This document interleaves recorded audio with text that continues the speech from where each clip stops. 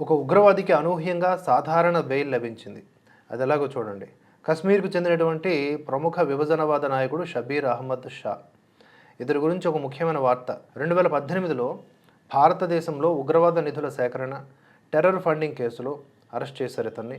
పాకిస్తాన్ నుంచి డబ్బు తీసుకొని జమ్మూ కాశ్మీర్లో అల్లర్లు, అశాంతి రెచ్చగొట్టడానికి ఈయన ప్లాన్ చేస్తున్నాడు అనేది ఆరోపణలు. ఈ కేసు ఉపా చట్టం కింద నడుస్తోంది. 7 సంవత్సరాలకు పైగా ట్రయల్ ముగియకుండా జైల్లోనే ఉన్నాడు షబీర్ షా.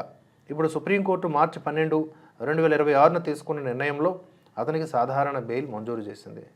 1990లలో ఇచ్చిన ప్రసంగాలను ఆధారంగా చూపిస్తున్నారని, ఇటీవల కొత్త ఆధారాలు లేకపోవడం, ట్రయల్ కూడా ఆలస్యంగా జరగడం వంటి కారణాలతో కోర్టు ఈ నిర్ణయం తీసుకుందట.